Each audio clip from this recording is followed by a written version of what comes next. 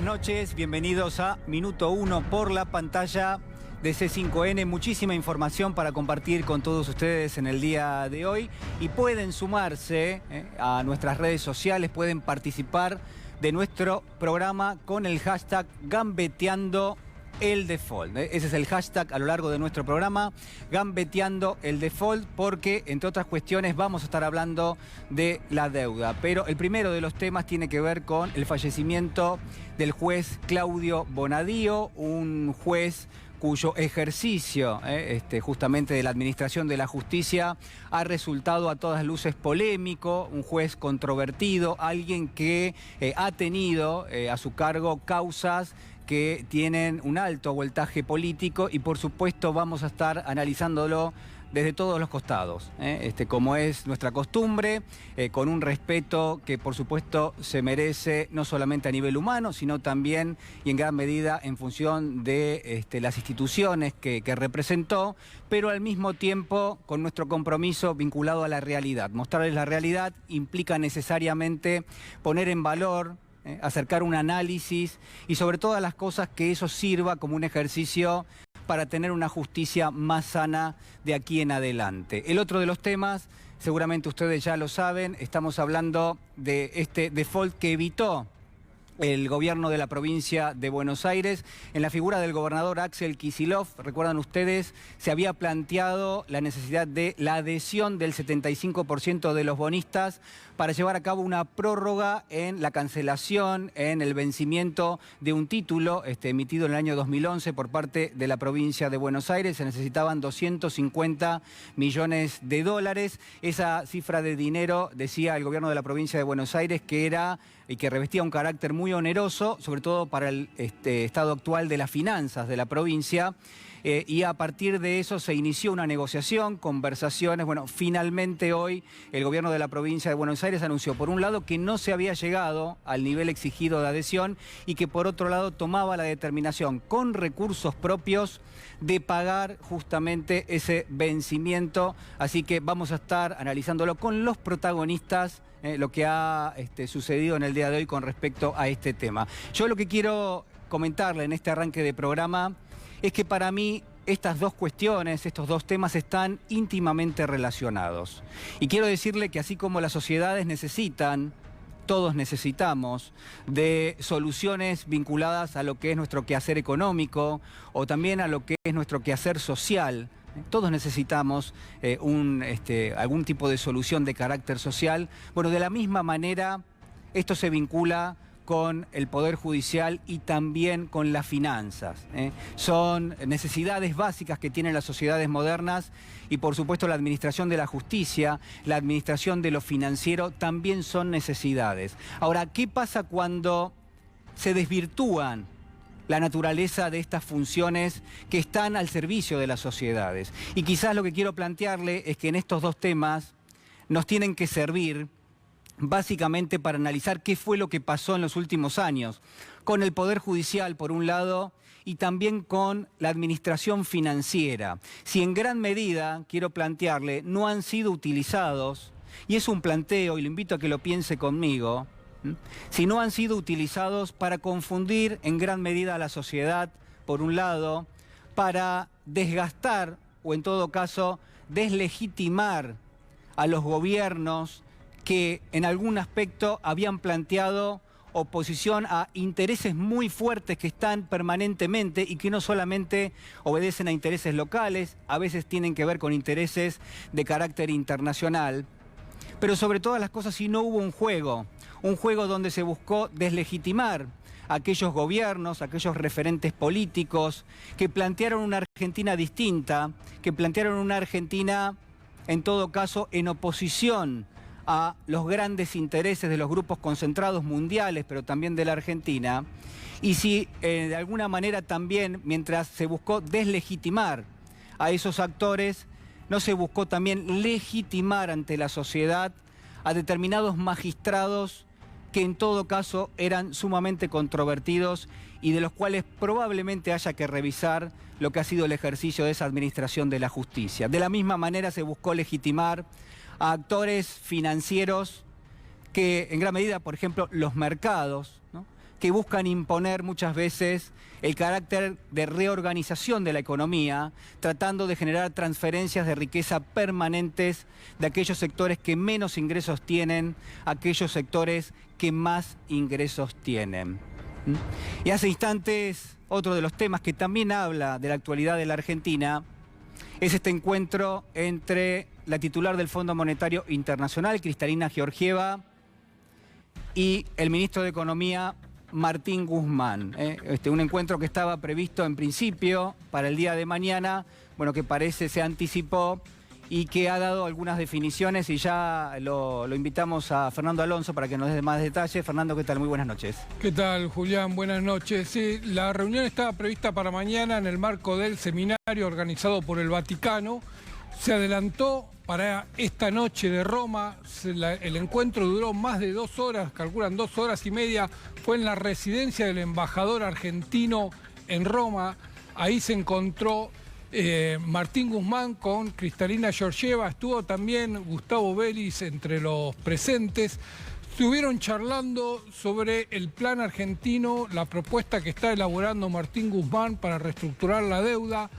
Obviamente no hubo ningún compromiso, no hubo ninguna definición en este encuentro, sí. Solo la idea de seguir conversando. La semana próxima, recordá, Julián, va a estar en Buenos Aires la misión del FMI, esperando llevarse alguna definición más concreta de este plan argentino. De hecho, en el comunicado se conocieron 2 comunicados. Uno con las declaraciones de Martín Guzmán, que difundió el Ministerio Argentino, otro con declaraciones de Georgieva, que obviamente difundió el FMI.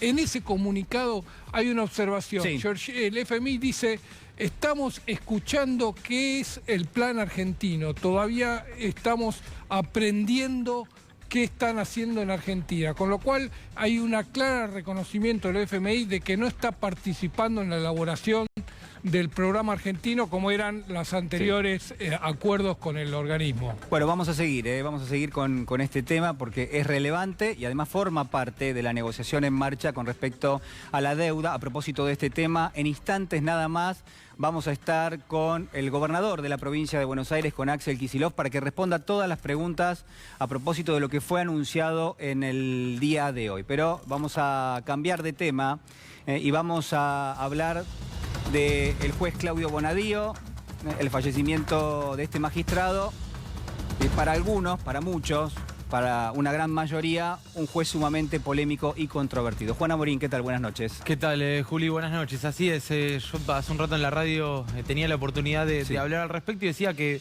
me pareció sumamente injusta la muerte de Bonadío, por sobre todas las cosas porque quedaban muchas cosas por explicar, tenía muchas explicaciones para dar y por sobre todas las cosas por el accionar que tuvo particularmente en los últimos años, porque fue la cara visible de un poder judicial absolutamente contaminado, buena parte de él sumamente contaminado en función de un gobierno de turno que solicitaba a demanda prisiones preventivas y que este señor la llevó adelante con muchísima efectividad, con muchísima eficacia, una persecución que no se pudo haber llevado adelante sin la ayuda de un juez de instrucción como Claudio Bonadío a cargo del Juzgado Federal número 1. A ver, me parece importantísimo empezar a ver cuáles eran las causas que tenía el juez, porque creo que ahí ya hay una primera aproximación al papel que desempeñó. Absolutamente, y vamos a ver, si te parece, el mapa de causas con las que contó Bonadío, que fueron las armas incluso electorales en muchos aspectos, porque lo cierto es que muchos de estos expedientes han tenido muchísima eficacia durante 2016, durante 2017, incluso previo a las elecciones de 2015. El memorándum de entendimiento con Irán es probablemente la más conocida, indudablemente por el nefasto, me permito decirlo. Lamento muchísimo la muerte de Bonadío, de verdad, pero la verdad es que ha tenido un accionar muy deplorable en el memorándum de entendimiento con Irán por las prisiones preventivas. Digo, lo recordaremos absolutamente todos. El memorándum era la famosa denuncia sobre un acuerdo espurio con la República Islámica de Irán, que nunca llegó a ponerse en vigencia incluso. Bueno, a Héctor Timerman le dictaron prisión domiciliaria, le complicaron muchísimo un viaje a Estados Unidos para tratarse. Le hicieron la vida imposible a Héctor Timerman, le imposibilitaron adelantar su declaración. Por sobre todas las cosas, Timerman murió con esa causa en trámite, no murió sobreseído, cuando todos sabemos que más temprano que tarde va a terminar en la nada. Se lo acusó de traición a la patria. Era ese. Un delito de guerra, claro, realmente increíble. La carta de San Martín, ¿te acordás que en un allanamiento le secuestran la carta y todos decían de dónde sacó Cristina Kirchner la carta del general José de San Martín? Finalmente se comprobó que era un regalo, si no me equivoco, del presidente de Rusia, Vladimir Putin. Bueno, terminó sobreseída Cristina Kirchner, pero también fue otra de las causas emblema de estos últimos años. Cuadernos, bueno. Cuadernos ni hablar, ¿no? Forum Shopping se apropiaron de la causa directamente. Empresarios que denunciaron en escribanías que fueron extorsionados y coaccionados para declarar y que le decían cuando los extorsionaban, cuando los apretaban, si no querés volver a la cárcel tenés que nombrar. ¿A quién? Bueno, las palabras mágicas siempre para Bonadío fueron Cristina Fernández de Kirchner. La famosa cuenta de Nisman. Bueno, hace poco la Cámara le ordenó que profundizara la investigación. En Otesur, y por eso te decía en la previa de las elecciones de 2015, incluso a Bonadío lo aparta la Cámara porque le había negado a la defensa de uno de los imputados designar peritos. Es decir, en todas las causas, bueno, Dólar Futuro fue la primera indagatoria de Cristina Fernández de Kirchner, cuando se dieron cuenta, porque lo contó nuestro colega Iván Jagroski, que los beneficiarios del aumento por el dólar futuro, de la devaluación, los compradores, los funcionarios de Macri, nadie más habló de esta causa. Ahí frenó, ¿no? Se quedó ahí. Lo importante era el show, que pudiera mostrar a Cristina Fernández de Kirchner tocando el pianito, etcétera. Gas natural licuado, la presencia de Alessio y el uso de la flota aérea, donde lo habían apartado hace un mes nada más. Bueno, vamos a seguir, por supuesto, analizando todas las causas. Es muy relevante y además implica necesariamente, creo yo, discutir la naturaleza, cómo se originaron y el impacto mediático que han tenido. Pero estamos en comunicación, lo habíamos anticipado, con el gobernador de la provincia de Buenos Aires, con Axel Kicillof. Gobernador, ¿cómo le va? Muy buenas noches. Julián Guarino lo saluda. Buenas noches, Julián. Buenas noches todos. ¿Cómo andan? Bueno, a ver, ¿qué definiciones podemos dar en el arranque de lo que fue el anuncio hoy por su parte de este pago, finalmente que se va a hacer de este bono que venció hace algunos días por parte de la provincia de Buenos Aires y la negativa de algunos fondos de inversión, pero de uno puntualmente, uno de los más relevantes, de sumarse o de adherir justamente a este pedido de prórroga?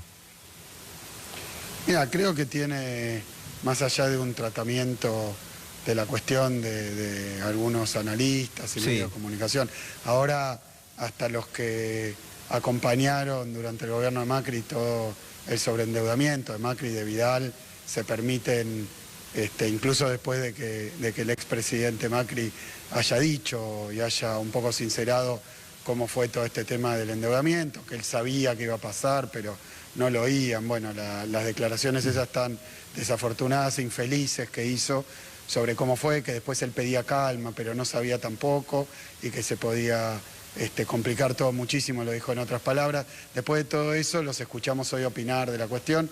Yo, primero, para empezar, digo, la deuda que dejó el gobierno anterior, que fue uno de los rallies de sobreendeudamiento más grandes de la historia argentina, que tuvo el más grande, ¿no? Que tuvo varios episodios de esto, y que además en el mismo gobierno tomaron la deuda, no les prestaron más, fueron al Fondo Monetario porque no podían ni pagar ni seguir tomando y dejaron la situación, digamos, en un estado lamentable, que es un poco lo que venimos diciendo desde mucho antes de asumir.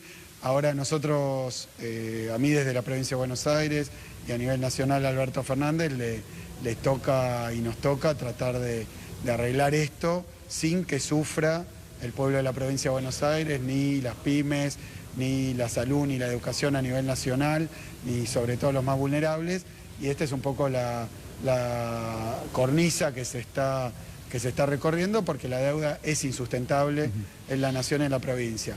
Ante ese cuadro, nosotros lo que hicimos, ni bien asumimos, fue marcar la necesidad de empezar a dialogar con los bonistas.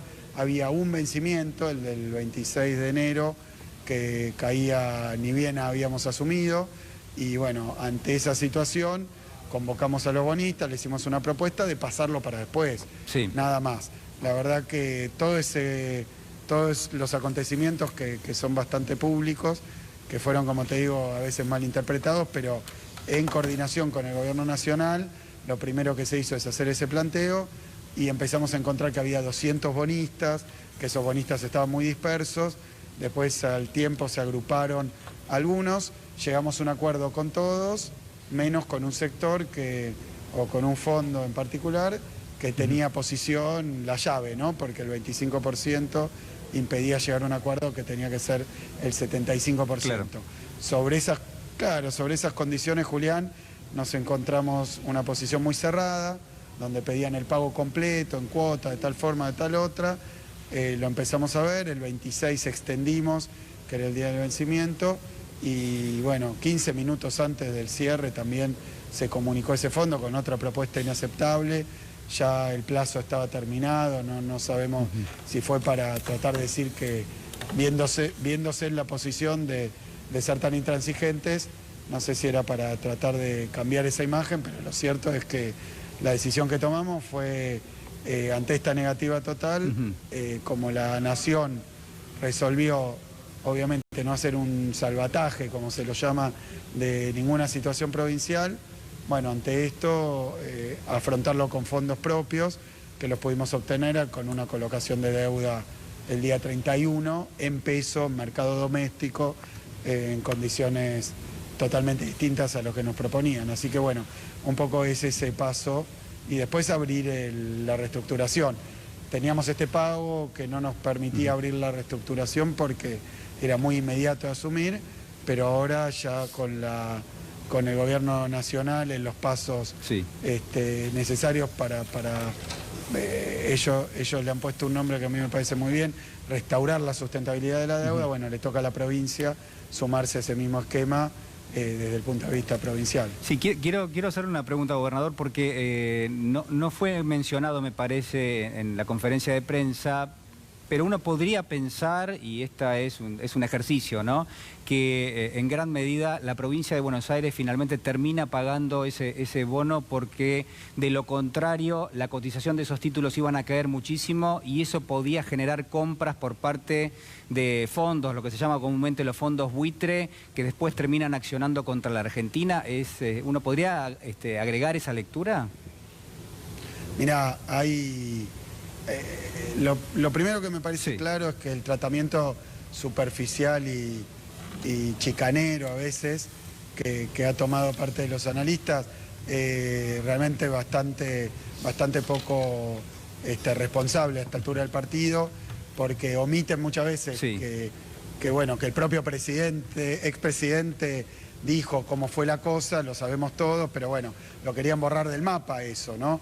La deuda que se tomó, que no le presta más a la Argentina desde el 18, entonces cada vez que viene un vencimiento no es que uno puede ir al mercado y refinanciarlo. La verdad que estamos en esa situación y empiezan a aparecer, como vos decís, Julián, todos los comportamientos que tienen que ver con estas cosas que se dirimen en tribunales extranjeros, con fondos, algunos que son buitres, otros que no, pero que tienen títulos de Argentina, además de tener títulos de la provincia, entonces tienen un comportamiento particular. Hay una gama de situaciones que lo hacen muy complicado, sobre todo porque hemos tenido que hablar con 200 fondos distintos para conseguir que adhirieran.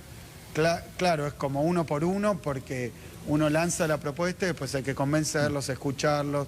Bueno, la verdad que se hizo un trabajo de la dispersión que había de los fondos más pequeños o los bonistas individuales que entraran a la propuesta, y después el comité que se armó, que también entró, acompañó y lo hizo con una declaración pública.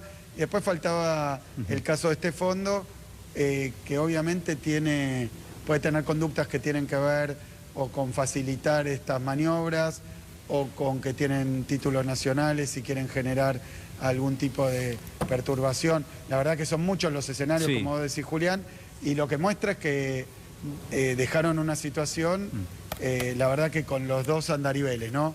Por un lado, ocuparse la provincia, que es lo que no vamos a dejar de hacer. Mañana mismo tenemos un anuncio para las pymes, lo hicimos con las escuelas, no lo vamos a dejar de hacer. Tenemos que atender las responsabilidades y prioridades.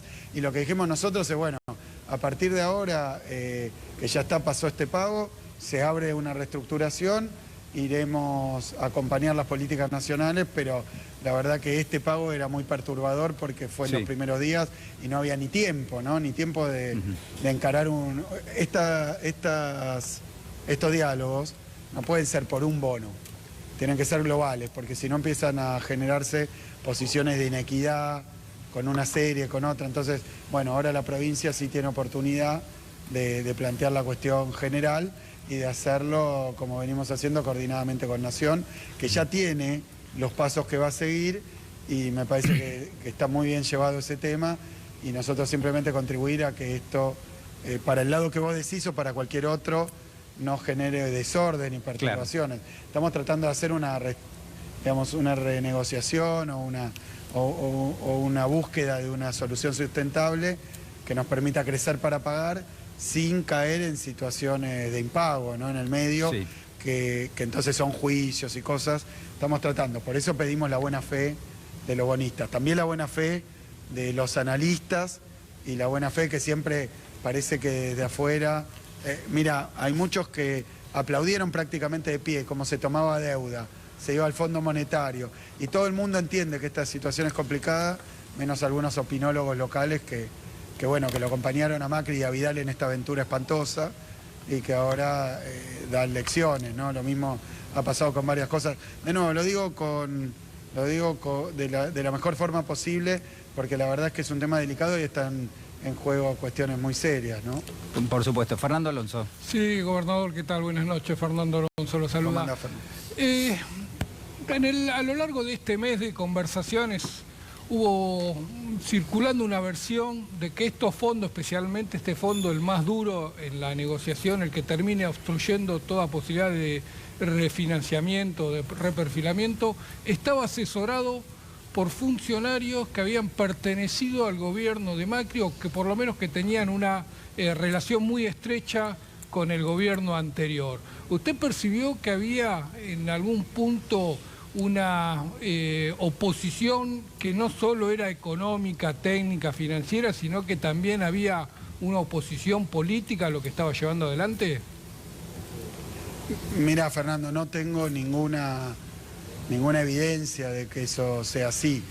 El accionar de este fondo fue muy peculiar, eso es cierto, porque estábamos esperando propuestas, las propuestas que hizo, hubo diálogos, pero bueno, la verdad que desde el principio quedó claro que nada de lo que pudiéramos charlar con la mayoría quitando este fondo iba a ser aceptado. Y la verdad que lo que nos proponían, la solución que se encontró es mejor que la que nos proponían en términos, con todas las complicaciones que trae estar la provincia tan endeudada. Vos sabés que tenemos 220.000 millones de pesos de vencimiento este año. Esto es prácticamente 15% del presupuesto de la provincia, es una enormidad. Cuando Vidal asumió, los vencimientos, estoy diciendo los intereses sobre todo, eran 8 puntos y ahora son 15 puntos. Entonces la verdad que es una situación muy comprometida. Simplemente yo no sé, asesorados por quién, sí veo que tomaron una posición que tiene que ver con cuestiones que los demás fondos, tal vez más pequeños o bonistas, vieron de otra manera, en la misma dimensión que la provincia de Buenos Aires. Lo que sí quiero decir es que obviamente nuestra forma de abordarlo fue ante la negativa, que nos querían evidentemente empujar a una situación muy límite, buscar una alternativa que fue colocar este vencimiento, eran 15.000 millones de pesos, se colocó un bono ahí en unas letras del Tesoro el día viernes pasado, después del vencimiento primero, donde no teníamos forma de ninguna manera y el poder de negociación era muy alto, que tenía el fondo bueno, colocamos, por suerte, ¿no?, en pesos en el mercado local y eso nos permite hoy no estar en una situación mucho más compleja, ¿no? ¿Usted recuerda cuando fue la renegociación que se llevó adelante con los fondos buitres? Esa renegociación fue utilizada, siempre se sospechó, después aparecieron algunos documentos por Cambridge Analytica que financió con eso una campaña que buscó cambiar un gobierno. Yo sé que estamos recién empezando un proceso de reestructuración y que todavía es todo muy reciente, pero la historia marca que se utilizó la renegociación de la deuda para forzar un cambio de gobierno. ¿Cómo lo percibió? Mira, no, bueno, la cuestión de los fondos buitres yo lo he dicho, estaba permeada completamente por situaciones geopolíticas y también por intereses locales.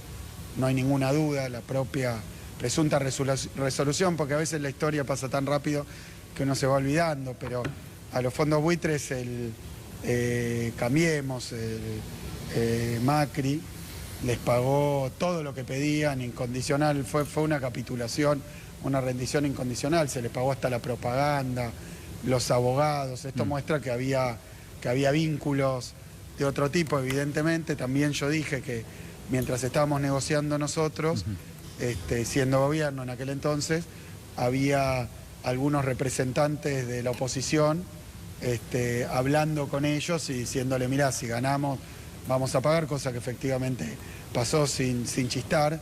Entonces sí, todas esas cosas también ocurren incluso en el plano financiero. Yo lo que veo es que el presidente Alberto Fernández también se había planteado que no había vínculos internacionales. Lo vimos ayer en una foto con Merkel, lo pude acompañar, hoy con Pedro Sánchez, las autoridades de España. Claro, estuvo también, estuvo él con varios también líderes mundiales, o sea que la verdad que se trató de generar esta sensación también que tiene un correlato en la cuestión de la deuda, pero concretamente hoy lo que le pasó a la provincia de Buenos Aires tuvo que ver con, me parece principalmente con una actitud que esperemos que no esté teñida de ninguna otra cosa que una decisión financiera de un fondo particular, que es un fondo muy grande, que este vencimiento en términos de su cartera entera, y no tengo posibilidad, lo decía hoy, de conocer cuál es el pensamiento profundo, sí puedo decir que negociaron de una forma mucho más dura y están las pruebas que otra gran cantidad de actores, así que habrá que ver a qué respondió.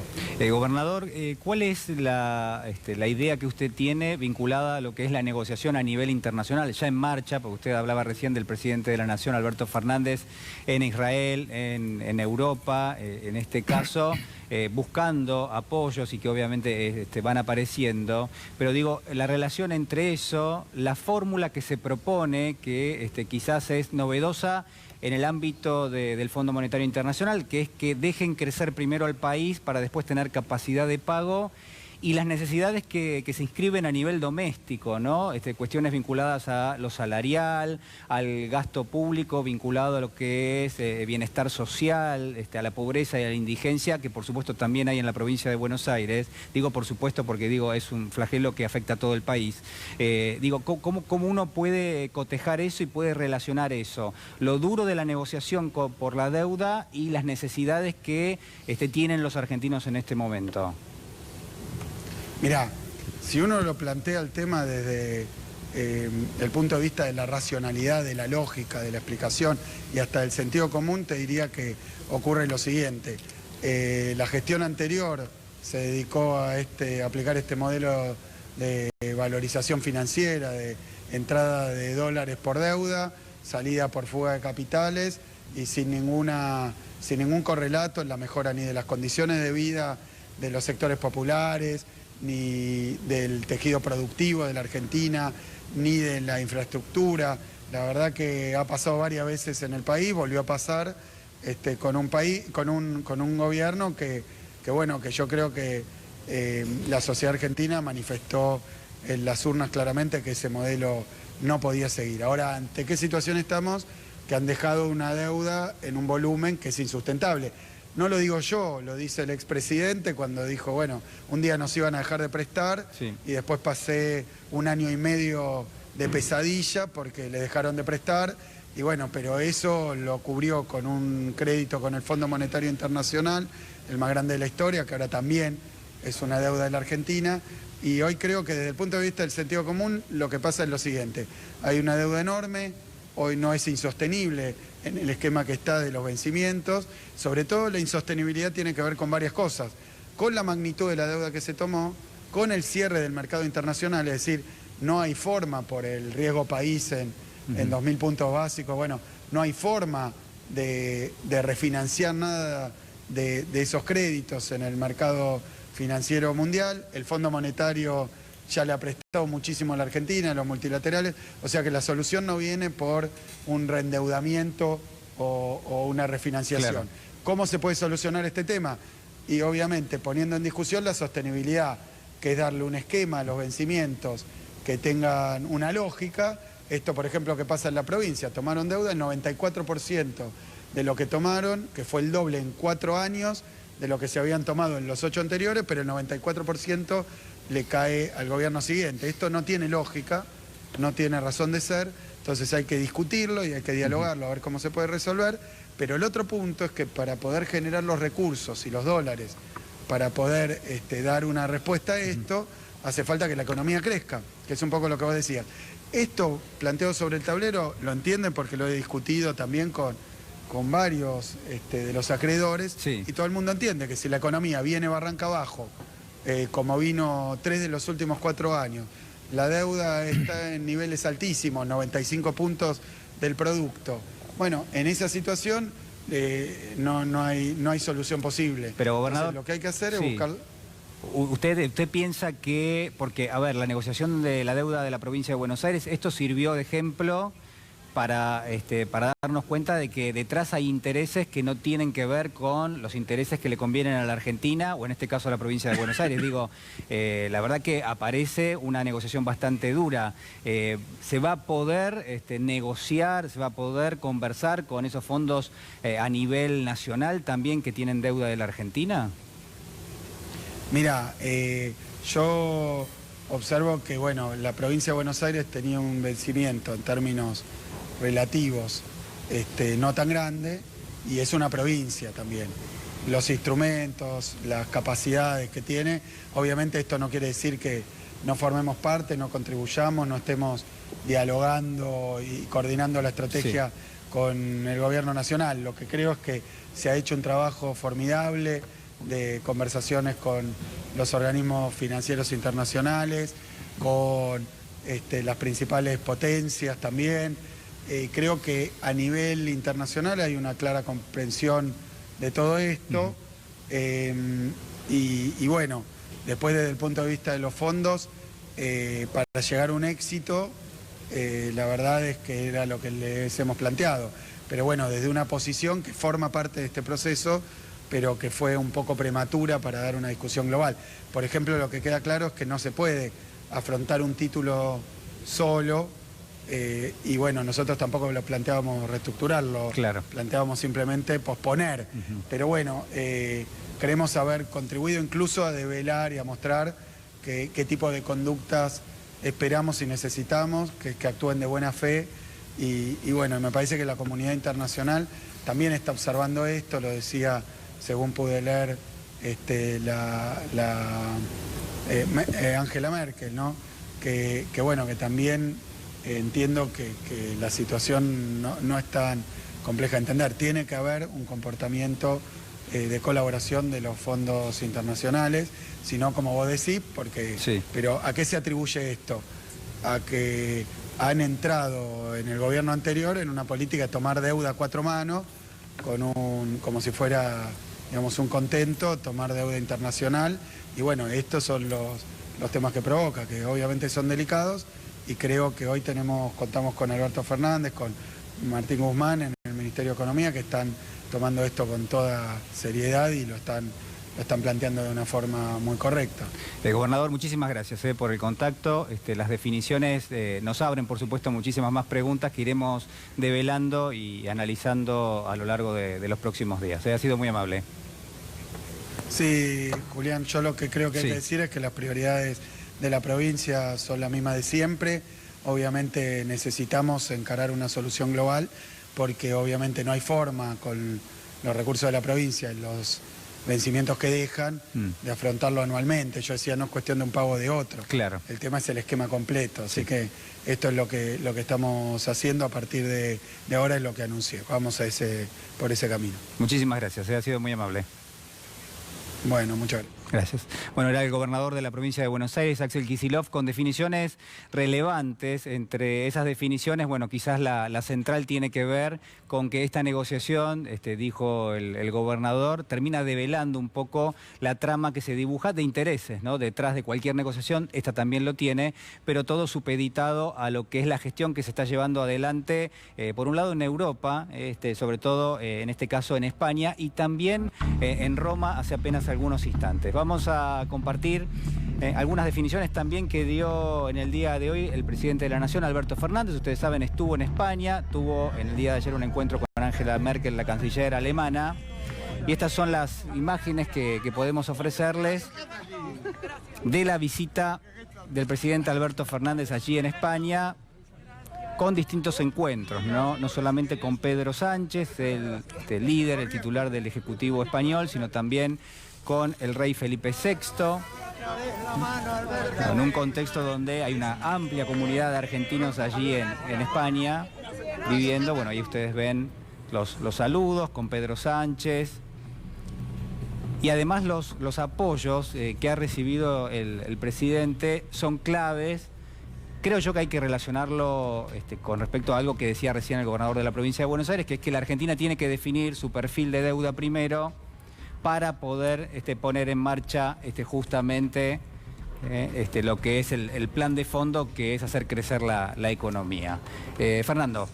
Sí, está claro que a lo largo de estas reuniones que tiene el presidente en Europa no se está negociando los términos de la renegociación de la deuda, pero se está buscando el apoyo político que Argentina necesita para sentarse a discutir en el Fondo Monetario Internacional y que el directorio apruebe una idea que está gestándose, que es postergar por 3 o 4 años los vencimientos de capital, seguir pagando los intereses, pero postergar 3 a 4 años el capital, algo similar a lo que se le pide al sector privado. Está claro que las conversaciones mano a mano están ayudando a la Argentina a explicar y a poner sobre la mesa cuál es la realidad del país, contrariando lo que es la idea que había y que había dejado el presidente anterior, Mauricio Macri. Así que uno no espera resultados concretos, pero sabe de la ventaja política de sentarse con los líderes y poder explicar mano a mano. Sí, Fernando, ahí también hay que decir, que lo has dicho ya en días anteriores, que España forma parte del Fondo Monetario Internacional y que son también quienes votan, ¿no? Alemania, Italia, hay España. que tener siempre presente que para conseguir los fondos, los votos en el directorio del FMI, necesitas del voto de Estados Unidos. Estados Unidos tiene el poder de veto en el directorio del Fondo Monetario. Por lo tanto, podés juntar todo el resto del directorio, pero si Estados Unidos no te acompaña, nunca lo lograrías.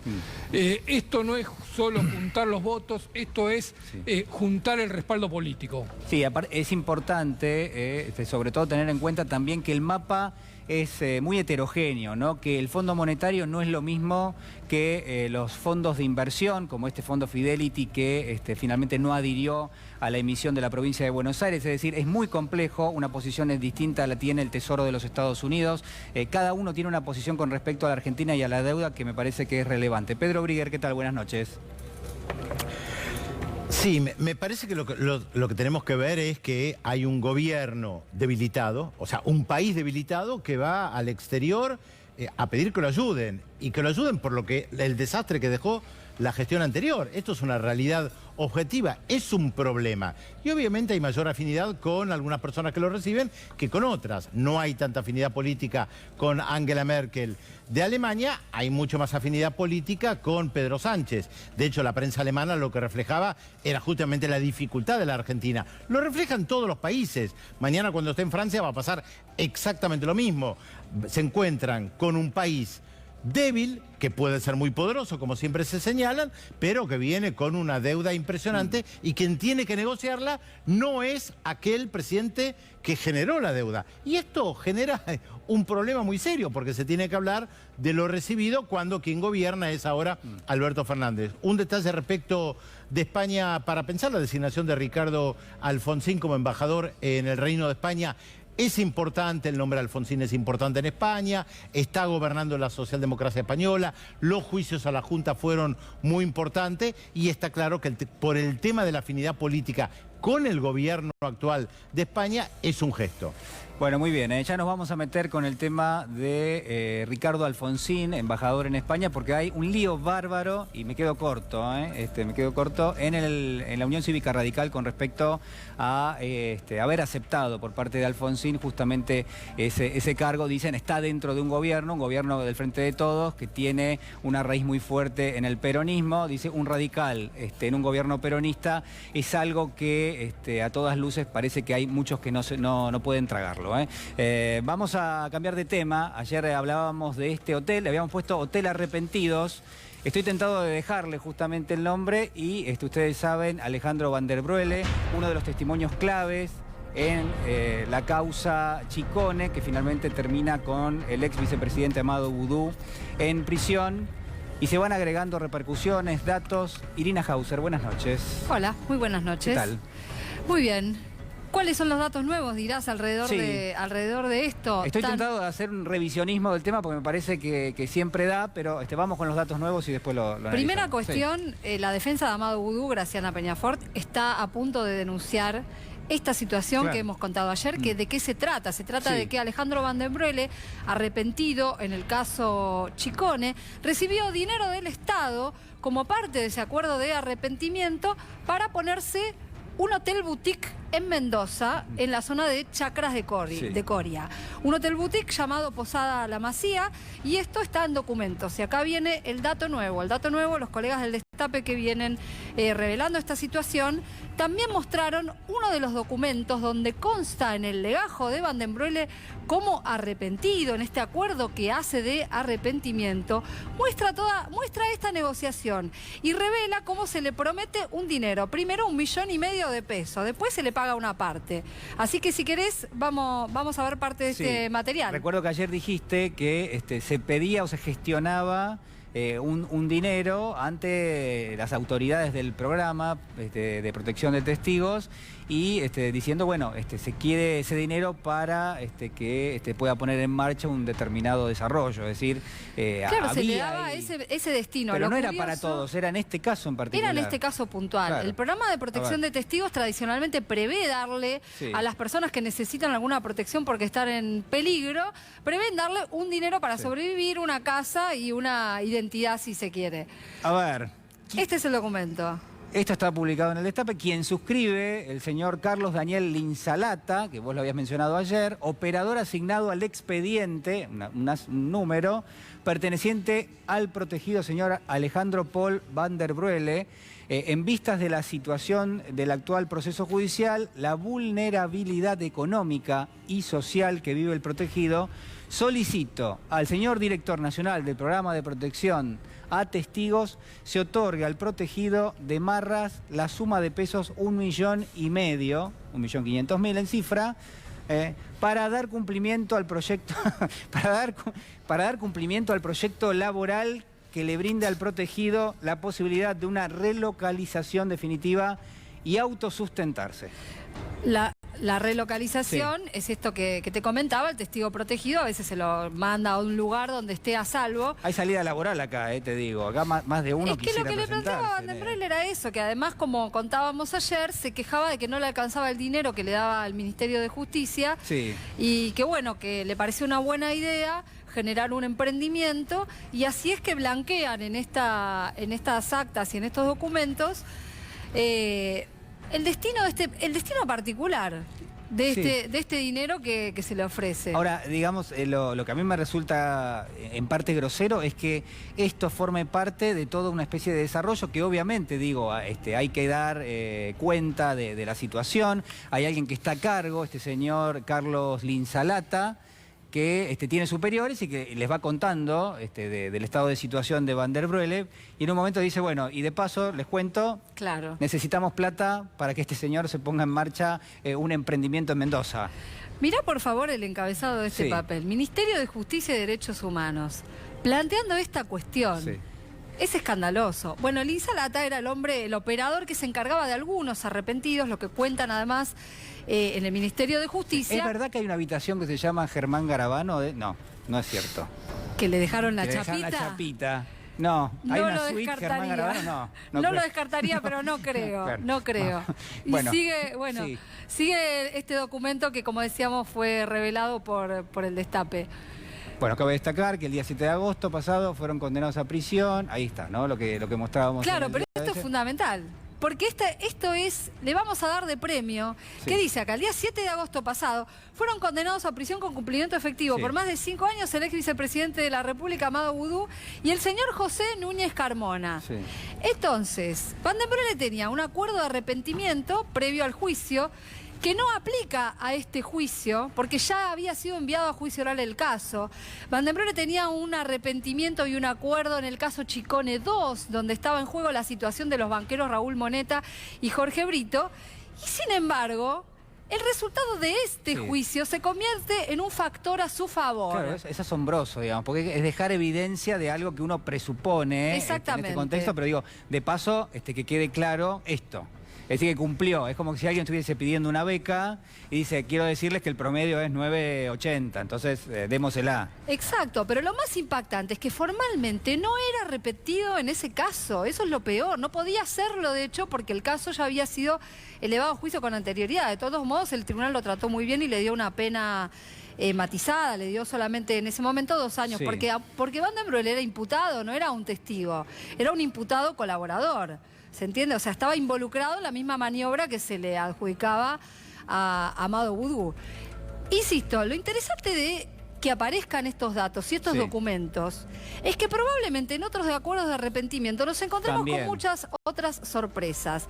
Arrepentidos vinculados con causas de impacto político durante el Bueno, gobierno eso. de Cambiemos, hubo unos cuantos. Algunos conocidos en la causa de los cuadernos, empezando por Oscar Centeno, el chofer, pero ahí tenés un abanico de empresarios Sí. enorme. Bueno, Juana Morina hablaba ayer de Leonardo Fariña también, ¿no? Fariña- Prácticamente entra en el mismo registro que esto. Fariña lo fue en la famosa causa de lavado contra Lázaro Báez, pero se lo intentó usar en otras causas, porque hablaba en general de la obra pública, ¿no? Y con esto de que aparentemente la Agencia Federal de Inteligencia, según declaró su ex abogada, le daba la letra de lo que tenía que decir. Con lo cual también habría habido otro organismo implicado en todo esto, no como una política de gobierno en general.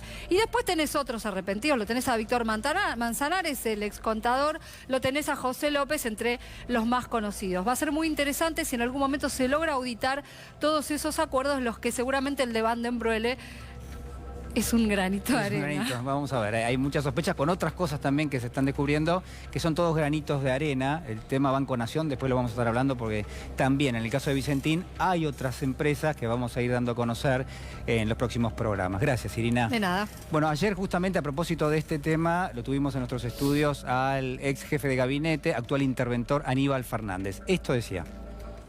Lo que están haciendo es que cuando es para lastimar a los otros, lo han hecho con uno y lo han hecho Sí. con Cristina, fundamentalmente. Si hay alguien que va a la cabeza de los agravios, de los insultos, de la persecución, es Cristina.